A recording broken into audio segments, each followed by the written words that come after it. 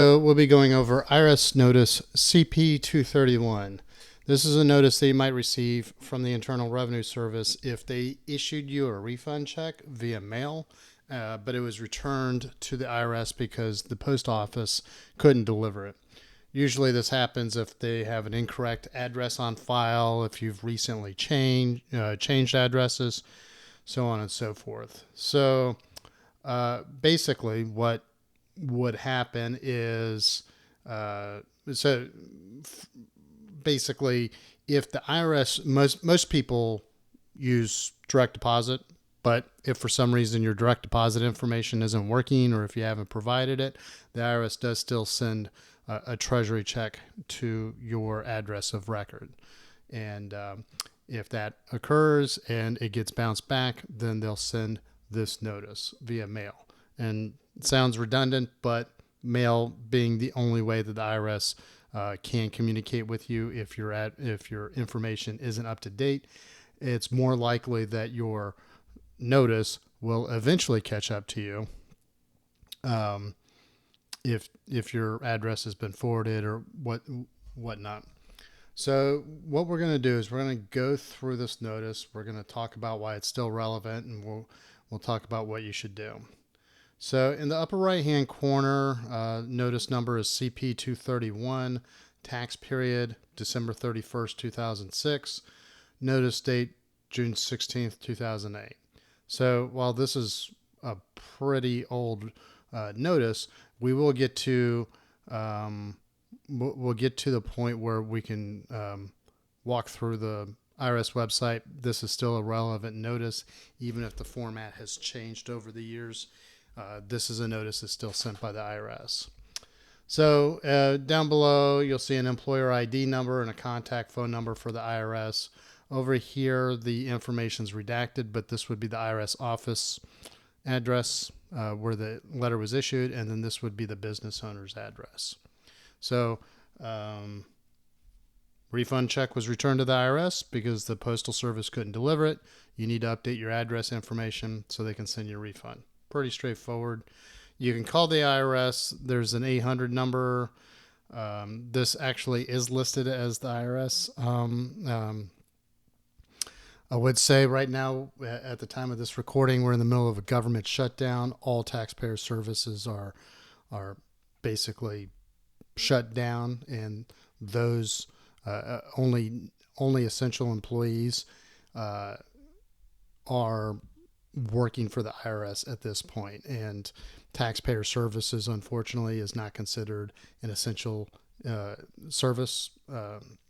So lots of people would possibly be trying to contact the IRS. It's not going to happen.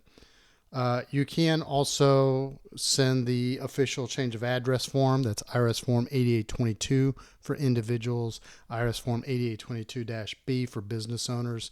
At least if you've got that sent out, then there's a chance that someone will process it when the IRS eventually goes back to work after the shutdown. Or you can complete the contact information at the bottom of this notice, which basically serves the same purpose as the change of address form. So you would enter your information, name of the authorized individual, the new address with contact information via phone number. So there is phone number information at the bottom of this. It's kind of hard to see. Let me see if I can scroll it up. There we go. Contact phone number. So this notice is still relevant because I did check out this guidance page on the IRS website. It's still up. So, since this refers to the employer ID number, this usually is for business owners, this particular CP231 notice. So you could enter the information either by mailing that form or at least being able to give the IRS person on the other end of the toll-free number the information listed here. You can complete the form, you put that in, and then once you send in your information, you should expect to get your refund or credit payment within 3 to 4 weeks, at least as advertised on the IRS website.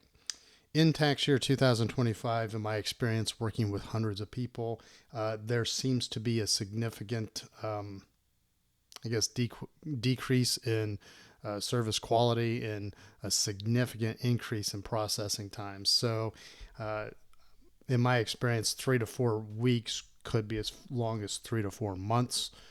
It is hard to say, mainly because right now the IRS operations, it's kind of a black box of something goes in and we don't know when something's going to come back out. So, being October, I've worked with people every day that filed their tax returns for 2024 before the April 15th deadline, and they're still waiting for refunds.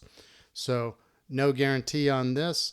Hopefully after the shutdown ends and work resumes, there's enough of a budget for the IRS to get caught up on their workload. So that's all we have for the CP231 notice. Let's take a look back just to make sure that we didn't miss anything.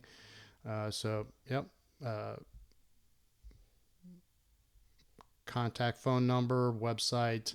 There's a form at the bottom. So pretty straightforward, pretty simple answer. We'll put links in the show notes to articles and videos we've produced on some of the various forms here, like the change of address forms, Form 941, so on and so forth. So if you like our articles, please subscribe to our newsletter. If you like our YouTube videos, please subscribe to our YouTube channel. And if you have any questions, comments, or if there's another topic that you'd like to see covered in an upcoming video, please hit me up in the comment section. Thank you very much and have a great day.